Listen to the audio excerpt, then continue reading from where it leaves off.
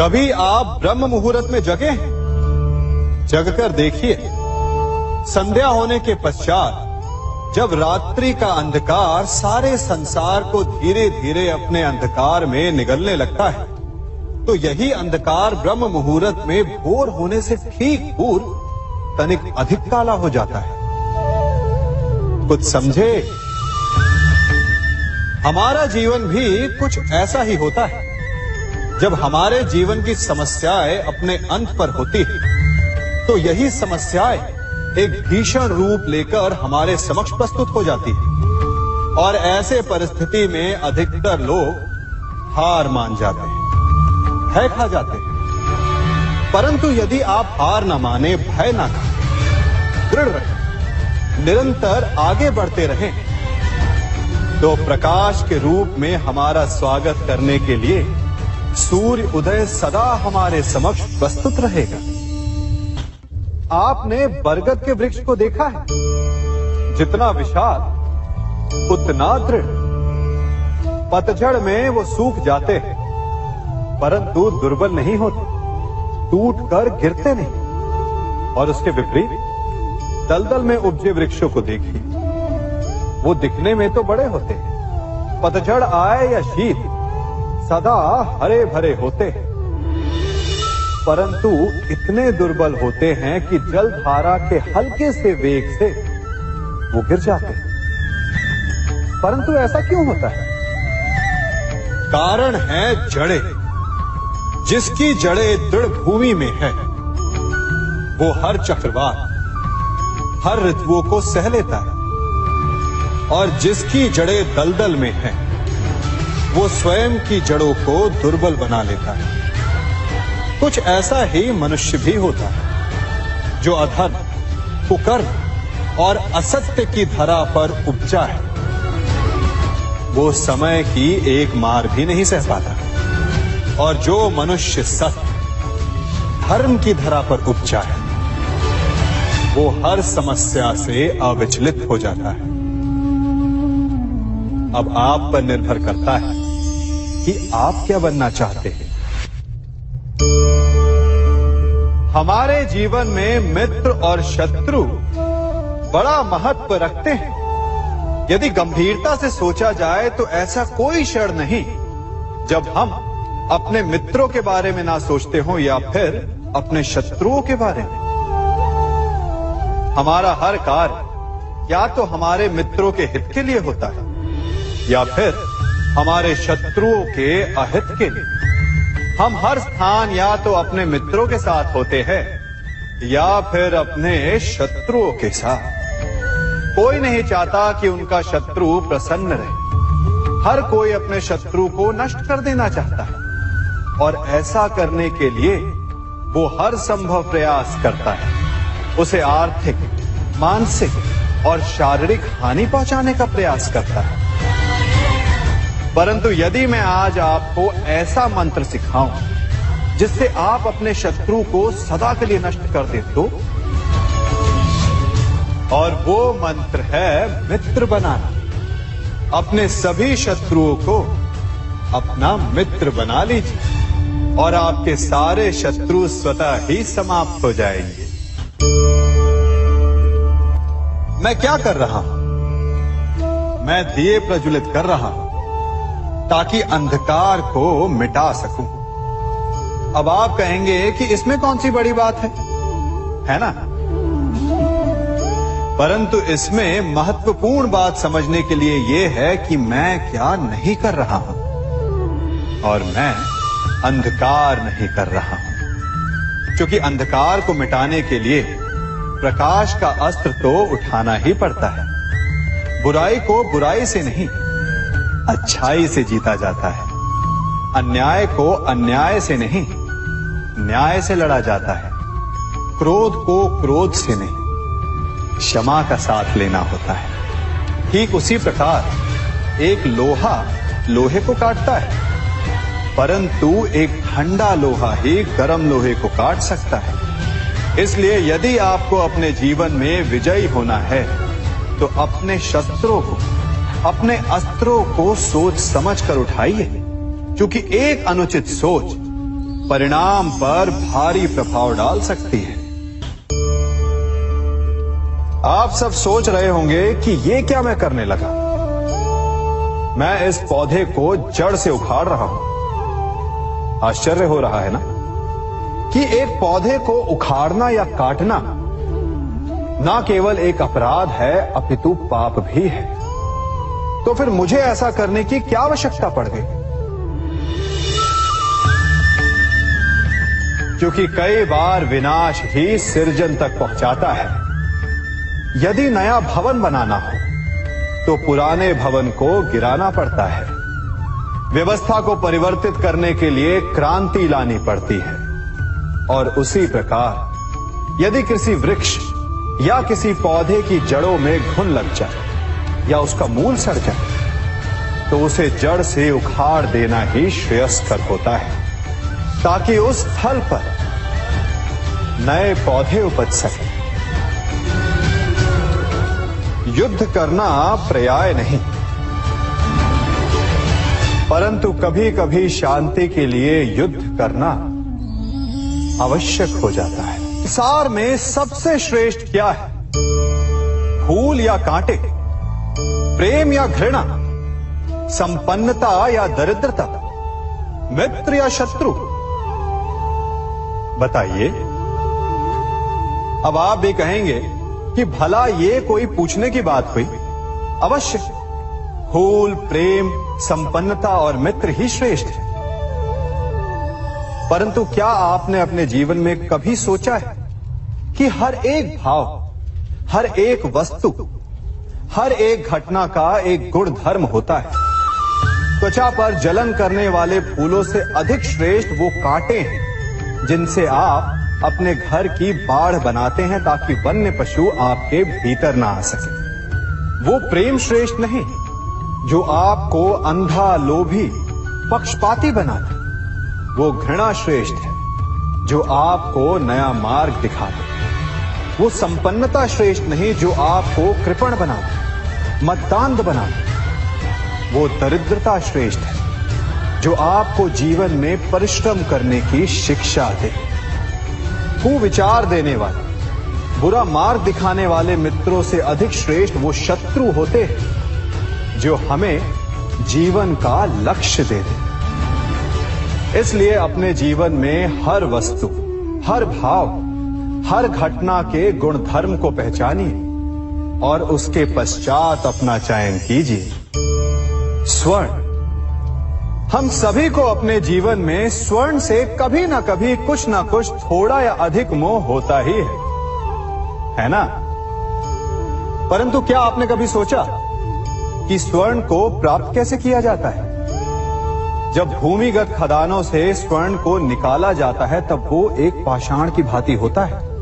ऐसा पाषाण जिससे आप किसी को भी मार सकते हैं, परंतु उसे आभूषण के रूप में स्वयं के शरीर पर धारण नहीं कर सकते। यदि उसे आभूषण बनाना है तो उसे लंबी यात्राएं करनी होती है। उस पाषाण को पिघलना होता है। सुनार के हथौड़ी की अनेकों चोटें खानी पड़ती है, फिर काट छाट और उसके पश्चात जाकर वो ऐसा आभूषण बनता है जो हमें वर्षों तक, सदियों तक लुभाता रहता है। इसलिए यदि आपको समय पर विजय पानी है तो स्वयं के निर्माण पर समय देना होगा।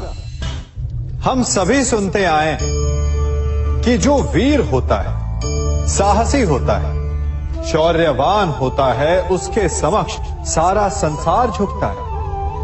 वीर भोग्य वसुंधर। परंतु वीरता है क्या?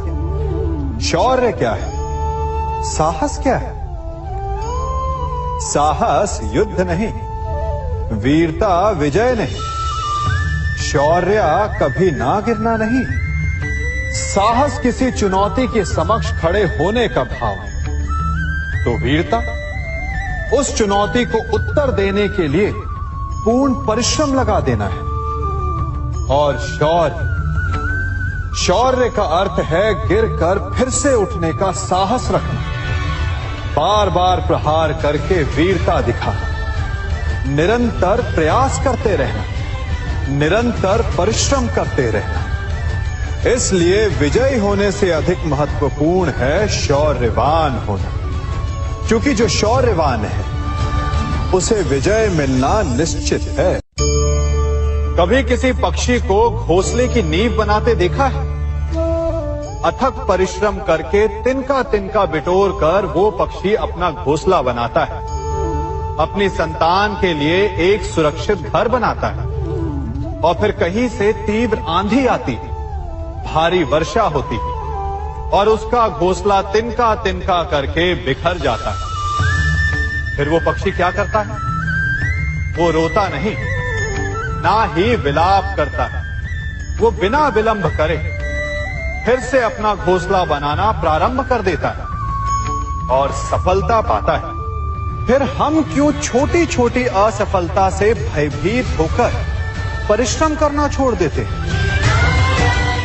एक बात सदा स्मरण रखिएगा, हर वृक्ष कुल्हाड़ी की एक मार से नीचे नहीं गिरता, हर चट्टान घन के एक प्रहार से नहीं टूटती। सफलता पाने के लिए अनावरत परिश्रम करना ही मात्र एक मार्ग है। स्वीकारण, सत्य का स्वीकारण मनुष्य के लिए बहुत ही महत्वपूर्ण है। जब तक मनुष्य सत्य को स्वीकार नहीं करता, उसे असत्य से लड़ने की शक्ति प्राप्त नहीं होती। जब आप भोजन करते हैं तो क्या होता है? आपका पेट स्वीकारता है कि वो भर चुका है और आप भोजन करना बंद कर देते हैं। जब आपको निद्रा आती है तो क्या होता है? आपका मन स्वीकारता है कि आपका शरीर थक चुका है और उसे विश्राम की आवश्यकता है। उसी प्रकार जब आपको किसी व्यसन को रोकना हो तो आपको स्वीकारना पड़ता है कि बहुत हो चुका, चाहे वो लालच हो या मदिरापान। उस व्यसन का त्यागना तभी प्रारंभ होता है जब आप ये स्वीकार कर लेते हैं कि आप उस व्यसन के बंधक हैं। हम में से ऐसा कोई नहीं जिनकी परछाई उनसे दूर रहती। हमारी परछाई सदैव हमारे साथ रहती है। कदाचित हमारी परछाई हमारे कर्मों के फलों का संकेत है। कदाचित इसी कारण कई बार हमें अपनी परछाई से भय भी लगता है, परंतु इस भय से निवारण पाने का एक साधन अवश्य है। वो है सूर्य की ओर मुख करना या किसी प्रकाश के स्रोत की ओर मुख करना, क्योंकि तब हमें हमारी परछाई दिखाई नहीं देती। यदि इसे जीवन के संदर्भ में देखें तो ये प्रकाश का स्रोत शुभ कर्मों की चेतना है। यदि आपके मन में शुभ कर्म करने की इच्छा है तो आपको कभी भी अपने कर्मों के फल का भय नहीं होगा, क्योंकि यदि आपका मन शुद्ध होगा तो आपके कर्म शुद्ध होंगे और शुद्ध कर्मों का फल कभी अशुद्ध नहीं हो सकता। आज मैं आप सबको एक कथा सुनाता हूं। एक दिन प्रातः एक व्यापारी अपने घर से निकला।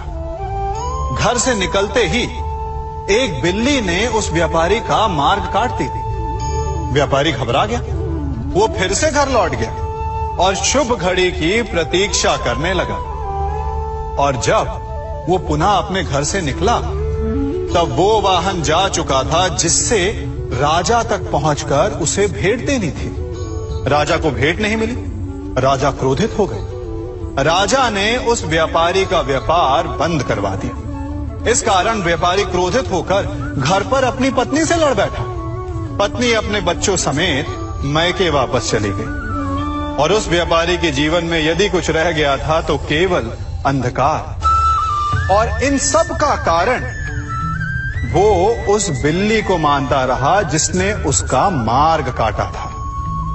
ऐसा ही एक दूसरा व्यापारी राजा को भेंट देने निकला और उस व्यापारी का मार्ग भी एक बिल्ली ने काट दिया। वो व्यापारी तनिक घबराया, परंतु उसने आगे बढ़ना अधिक उचित समझा। राजा तक वो समय पर पहुंचा।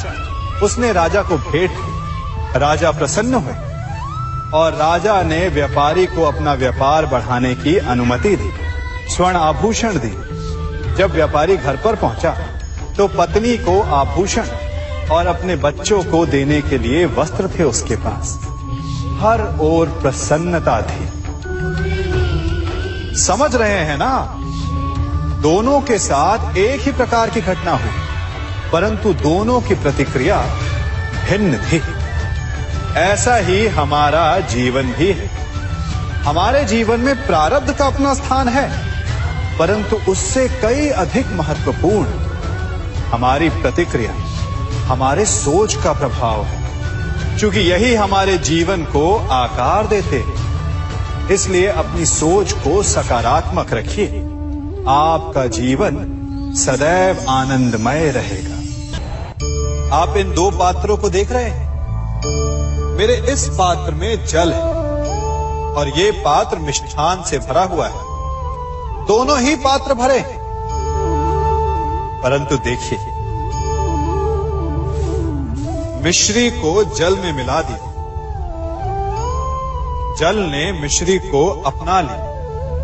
मिश्री ने अपना अस्तित्व खो दिया, परंतु जल को अभिमान है कि उसका अस्तित्व अभी भी बना हुआ है।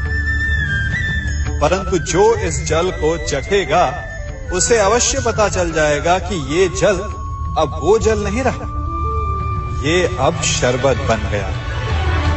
हमारा त्याग, हमारे बलिदान भी ऐसे ही होते हैं। जो इस बात को अनुभव करते हैं वो समझ सकते हैं कि कैसे हमने समय की धारा को बदल दिया। जो बलिदान देते हैं उनका अस्तित्व कभी नष्ट नहीं होता, अपितु उनका बलिदान संसार में कुछ ना कुछ परिवर्तन अवश्य लाता है। हम सभी कभी ना कभी, कहीं ना कहीं अपने जीवन में यात्रा अवश्य करते हैं। हमारी यात्रा में कभी पक्के रास्ते आते हैं तो कभी कच्चे रास्ते। पक्के रास्ते मनुष्य बनाता है और कच्चे रास्ते जानते हैं कैसे बनते हैं? चलते चलते बन जाते हैं। जब लोग एक स्थान से जाते हैं तो पैरों के दबाव से नीचे की घास कुचल जाती है। बार बार उस मार्ग से जाने से धीरे धीरे मार्ग स्वतः ही बन जाता है। और यही जीवन है, यही नियति है। जब आपके जीवन में आपको मार्ग ना मिले तो रुकिए नहीं, आगे बढ़ते रहिए और आपके पैरों के दबाव से मार्ग स्वतः ही बन जाएगा। हम सभी अपने जीवन में सफलता चाहते हैं, है ना? उसके लिए हम रात दिन परिश्रम करते हैं, कड़ी मेहनत करते हैं, परंतु फिर भी असफल हो जाते हैं। परंतु ऐसा क्यों होता है? कभी सोचा आप सबने? क्योंकि सफलता पाने का मंत्र बड़ा कठिन नहीं, बड़ा सरल है।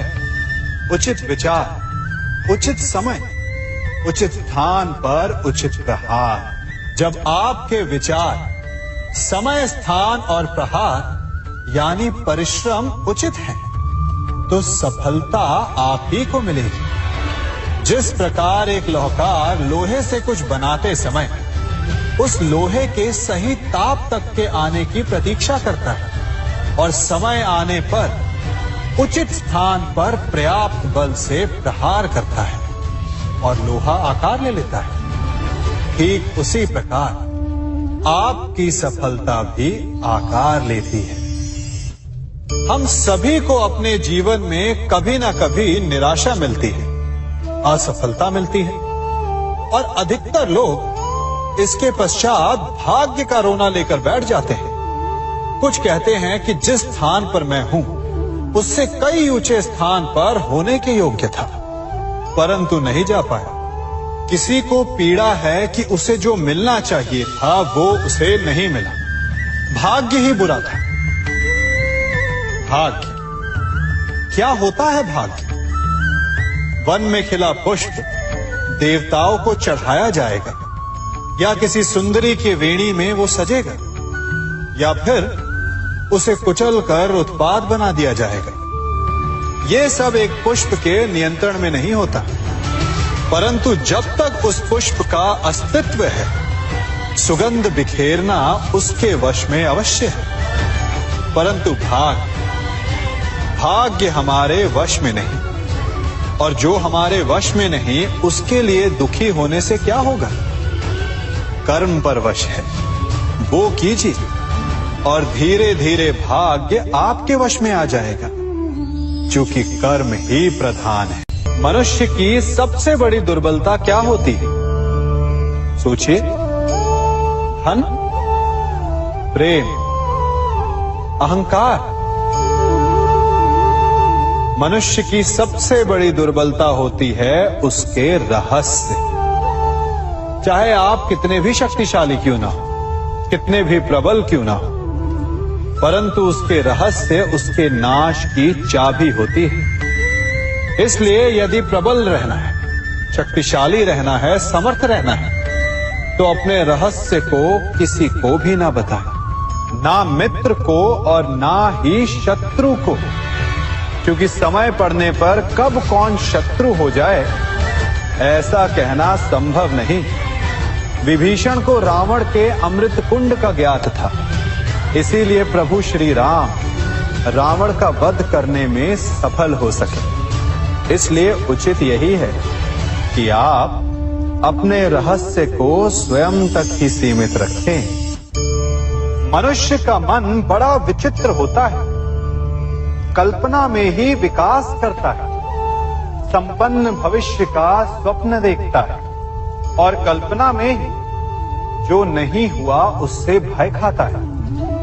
और यही भय मनुष्य का सबसे बड़ा शत्रु है। हमारे भविष्य के मार्ग में, हमारे आनंद के मार्ग में सबसे बड़ी बाधा है। अब आप लोग मुझसे पूछेंगे कि इसका तोड़ क्या है, भय से मुक्ति कैसे पाई जाए? तो ये प्रश्न आप स्वयं से पूछिए। तनिक सोचिए, जब आप एक सुंदर भविष्य की कामना करते हैं तो उसे पाने के लिए आप परिश्रम करते हैं ना। ठीक उसी प्रकार भय से मुक्ति पाने के लिए आप उससे लड़ जाएं और उसका निवारण आपको स्वतः ही मिल जाएगा। इसलिए जब भी भय आपको सताए तो उससे भागे नहीं, उससे घबराए नहीं, क्योंकि भय का काम ही होता है आपको भयभीत करना। इसलिए जब भी भय आप पर आक्रमण करे तो आप भी उस पर पहले ही आक्रमण कर दें। हम सब मित्रों के साथ रहना चाहते हैं, शत्रुओं से दूर रहना चाहते हैं। क्यों? क्योंकि हमें जीवन में आनंद पाना है, जीवन में आगे बढ़ना है, स्वयं को संपन्न देखना है। और यदि किसी से भी आप पूछेंगे कि जीवन में सफलता पाने के लिए सबसे अधिक आवश्यकता किसकी होती है, तो हर एक आपको लगभग एक ही उत्तर देगा। सफलता प्राप्त करने के लिए आपको सच्चे मित्रों की आवश्यकता होती है। परंतु यदि आपको और अधिक सफल होना है तो आपको केवल मित्रों की नहीं, शत्रु की अधिक आवश्यकता है। अब आप कहेंगे, ये मैंने कैसी बात कर दी? तनिक स्वयं सोचिए। जब भी संकट आता है तो मित्र क्या करते हैं? आपकी सहायता करने के लिए आपके साथ खड़े हो जाते हैं, और संकट के समय में शत्रु और बड़ा संकट बनकर हमारे समक्ष खड़े हो जाते हैं। मित्र हमें सहायता देते हैं, अपनी शक्ति देते हैं, परंतु शत्रु आपके भीतर छिपी शक्ति को बाहर लाता है, आपको और अधिक बलवान बनाता है। संगति या साथ, मित्र और साथी मनुष्य के व्यक्तित्व के लिए सबसे महत्वपूर्ण होते हैं। अब आप कहेंगे, ये कैसे? मनुष्य अवश्य अपने व्यक्तित्व के लिए उत्तरदायी होता है, परंतु मनुष्य संगति में ना चाहते हुए भी उसका व्यक्तित्व संगत की भांति हो जाता है। इन पात्रों को देख रहे हैं? मध्य में जल रखा है, इसमें दूध है और इसमें मलिन कीचड़ रखा है। यदि मैं इस जल को इस दूध में मिलाता हूं तो ये जल दूध बन जाता है, और यदि इसी जल को इस मलिन कीचड़ में मिलाता हूं तो क्या हुआ? ये जल कीचड़ बन गया। ऐसी कोई युक्ति नहीं कि जल बिना घुले मिले दूध या कीचड़ में अपना अस्तित्व बनाए रखे या उनसे अलग रहे। और ठीक ऐसा ही मनुष्य के जीवन में भी होता है। यदि एक गुणहीन व्यक्ति गुणवानों की संगत में बैठे तो उसे भी गुणवान समझा जाता है, सम्मान का पात्र समझा जाता है।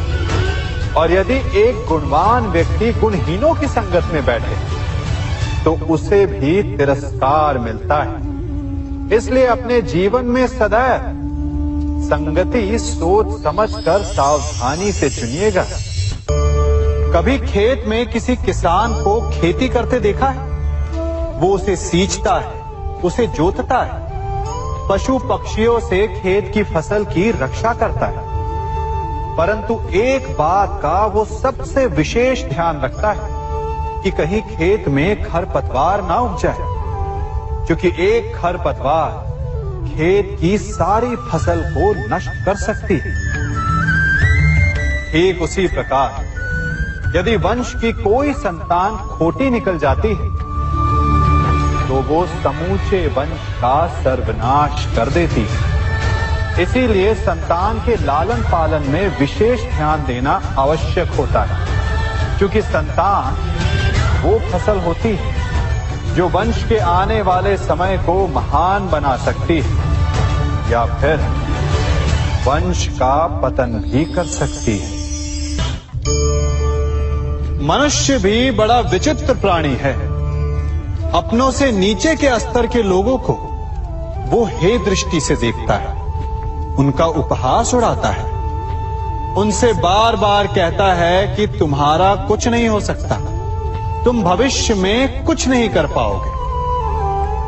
जब मनुष्य के पास धन संपत्ति मान होता है तो वो दूसरों का आदर नहीं करता, परंतु वो एक बात भूल जाता है कि उससे भी अधिक शक्तिशाली कोई अस्तित्व में है, और वो है समय।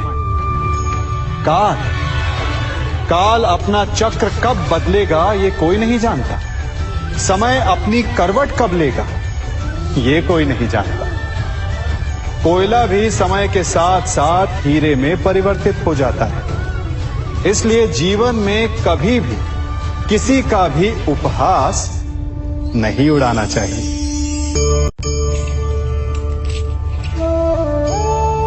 बड़ी विकट समस्या है।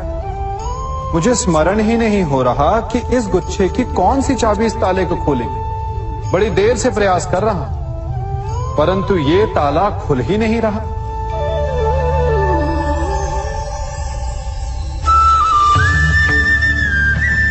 ऐसी परिस्थिति में आप क्या करेंगे? अधिकतर लोग ऐसी परिस्थिति में अपनी आशा खो बैठते हैं। उन्हें लगता है कि चाबी खो गई। वो तिलमिला जाते हैं, क्रोधित हो उठते हैं। परंतु उस समय धैर्य रखें तो गुच्छे की अंतिम चाबी ताला खोल सकती है। कुल्हाड़ी का अंतिम प्रहार वृक्ष को काट के गिरा देता है, परंतु क्या सत्य में कुल्हाड़ी का अंतिम प्रहार वृक्ष को काट के गिरा देता है? आपको आपका लक्ष्य दिला देता है? नहीं, आपका निरंतर प्रयत्न ही आपको सफलता दिलाता है। जब आपका मन निराश तो अपने कार्य में दुगनी उत्साह से जुट जाए, क्योंकि अनावरत बहता जल ही कठोर चट्टान को काट सकता है। सफलता का मूल है परिश्रम, प्रयास और आशा। मनुष्य का जीवन ऋतुओं के समान होता है। आज ग्रीष्म तो कल वर्षा, परसों शीत तनिक संकट आया तो हम संयम खो बैठते हैं, तनिक ऋतु बदली तो हम अधीर हो जाते हैं। अपने आक्रोश में, अपने क्रोध में हम उनसे ही संबंध बिगाड़ लेते हैं जो हमारे अपने होते हैं। क्यों ऐसा होता है ना? हमें लगता है कि हमारे अपने हैं, फिर से मना लेंगे, परंतु स्मरण रखिए, सदा ऐसा करना संभव नहीं होता।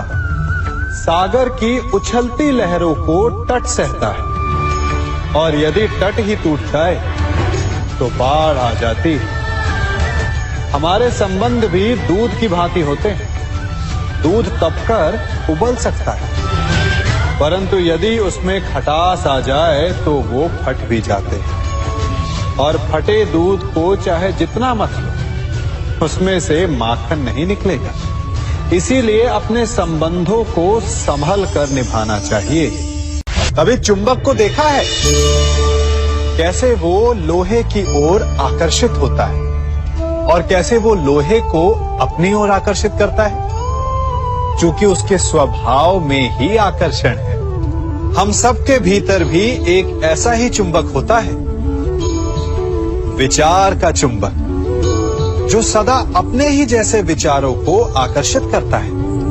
हम जो बोते हैं वही काटते हैं। उसी प्रकार हम जैसा सोचते हैं वैसा ही पाते हैं। साधु ईश्वर का नाम जपता है तो उसे ईश्वर मिल जाता है। अर्थात फल हमारी सोच पर निर्भर करता है। ओस की बूंद यदि केले के पत्ते पर गिरे तो वो कपूर बन जाती है। सीप में गिरे तो मोती, और यदि विषधर के मुख में गिरे तो विष। बूंद एक है, परंतु उसके प्रारब्ध भिन्न है, क्योंकि उसे आकर्षित करने वालों का व्यवहार भिन्न है। इसलिए यह आप पर निर्भर करता है कि आपको भविष्य में विष चाहिए या अमृत। स्मरण रखें, हम वही बन जाते हैं जैसा हम सोचते हैं, जैसा विश्वास रखते हैं। यह आपका विश्वास ही है जो ये निर्धारित करेगा कि आपको विष मिलेगा या अमृत। इसलिए अपनी सोच को सुदृढ़ रखिए, सकारात्मक रखिए, और फल भी सकारात्मक ही आएगा। जब से ये सृष्टि बनी है, नदी की धारा और चट्टान के मध्य सदा संघर्ष रहा है, परंतु हर बार चट्टान की कठोरता को हारना पड़ता है, और नदी की धारा कोमल होते हुए भी कठोर चट्टान को काट देती है। कभी सोचा है क्यों? चट्टान इतनी कठोर और जल इतना कोमल, चट्टान इतनी दृढ़ और जल इतना लचीला, फिर भी सदा जल कठोर चट्टानों के मध्य से अपना मार्ग बना ही लेती है। कारण केवल एक है, और वो है लगातार चलने की क्षमता। जल बढ़ता रहता है, चट्टान अडिग रहती है। इसी कारण जल चट्टान को काटकर मार्ग बना लेता है। इसलिए लगातार चलते रहिए, रुकिए मत, क्योंकि चट्टान जैसी हर समस्या को आप भी जल की तरह काट सकते हैं। इस फल को देख रहे हैं आप? अभी अभी अपनी डाल से अलग हुआ है। बड़ा दुख होता है ना जब आप अपने उद्गम से अलग होते हैं, परंतु ये दूरी भी आवश्यक है। अब इस फल को ही ले लीजिए। अपने जीवन दाता वृक्ष से अलग होकर ये ना केवल किसी की भूख शांत करेगा, अभी तो इसके भीतर के बीज से एक नए वृक्ष का सृजन भी होगा और कई फल जन्मेंगे। सृजन की प्रतिक्रिया में पीड़ा आवश्यक है। यदि पीड़ा नहीं होगी तो सृजन नहीं होगा। पीड़ा अपने उद्गम से दूर होने, पीड़ा अपनों से दूर होने। इस फल की भांति हम मनुष्यों को भी अपने उद्गम से अपने सगे संबंधियों से अलग होना पड़ता है। और यही अलगाव एक नए सृजन को, एक नई सृष्टि को, एक नए विकास को जन्म देता है। इसलिए ऐसे अलगाव से दुखी मत होइए, उसका स्वागत कीजिए, क्योंकि ये विकास की नींव है। अपराध वो भावना है जिसके कारण संसार में सदा दुख ही व्याप्त रहता है। हम सब अपराधियों से घृणा करते हैं, उन्हें कोसते हैं, परंतु क्या कभी विचार किया है कि कोई भी जन्म से अपराधी नहीं होता? तो ऐसा क्या कारण है कि कोई इतना बुरा बन जाता है कि वो बुराई की सीमाएं ही पार कर जाए? कारण है कामना। यदि कामना पर नियंत्रण ना रखा जाए, यदि कामना को पूर्ण करने के लिए परिश्रम ना किया जाए, तो वो तृष्णा में बदल जाती है, और तृष्णा लालच में, और लालच छल में, और छल करते ही मनुष्य अपराध की ओर अपने पग बढ़ा देता है। इसलिए ये अत्यंत आवश्यक है कि मन की कामनाओं पर नियंत्रण रहे। यदि मन पर नियंत्रण रहेगा तो अपराध पर स्वयं ही नियंत्रण हो जाएगा। हम सबका मन करता है कि हम जीवन में ऐसे शिखर पर पहुंचे जहां हमसे ऊपर कोई ना हो, जहां हमें कुछ करने की आवश्यकता ना पड़े, है ना? कुछ लोग इस शिखर पर पहुंच भी जाते हैं, परंतु उनका मन सदा विचलित रहता है। इतनी मनोरंजक बात है ना कि जिस विश्राम को पाने के लिए हम इतनी मेहनत करते हैं, इतना परिश्रम करते हैं, वो हमें मिलता ही नहीं। कारण स्वयं सोचिए, वन का राजा होने के पश्चात भी सिंह को अखेट के लिए परिश्रम क्यों करना पड़ता है? सोचिए, मैं बताता हूं। क्योंकि राजा होने का अर्थ ये नहीं कि वो सदा सोता रहे और मृग स्वयं उसके समक्ष आकर कहेगा कि आइए महाराज, मुझे खाकर अपनी भूख मिटाइए। तो समझ लीजिए, कार्य आपके परिश्रम से संपन्न होते हैं, केवल कामना से नहीं। यदि आप नीचे हैं तो सदा स्मरण रखें कि आपका परिश्रम ही आपको ऊंचाइयों पर ले जाएगा, और यदि आप ऊंचाई पर हैं तो वहां पर भी रहने के लिए आपको निरंतर परिश्रम करते रहना होगा। अर्थात परिश्रम से मुक्ति नहीं है, क्योंकि परिश्रम ही जीवन है। सबसे अधिक महत्वपूर्ण क्या है? जीवन, या जो जीवन में पाया, यात्रा, या यात्रा पूर्ण करने के बाद पाया गया लक्ष्य, कर्म या उसके फल? बहुत ही महत्वपूर्ण परंतु विकट प्रश्न है ना?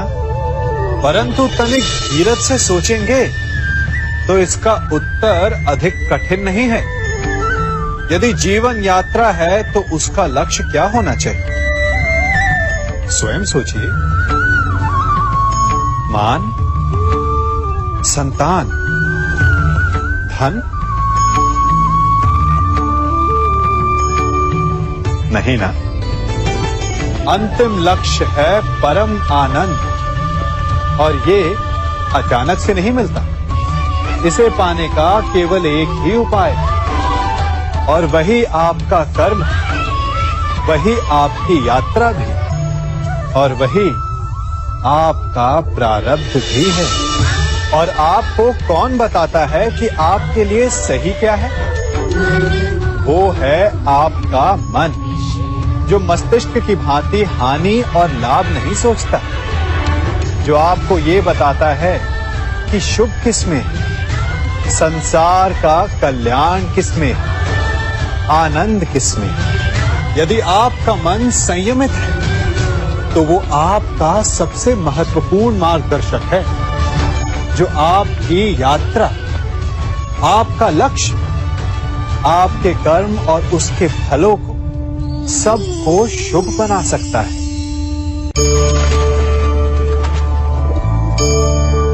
इन पक्षियों को देख रहे हैं आप? इनका उड़ना वायु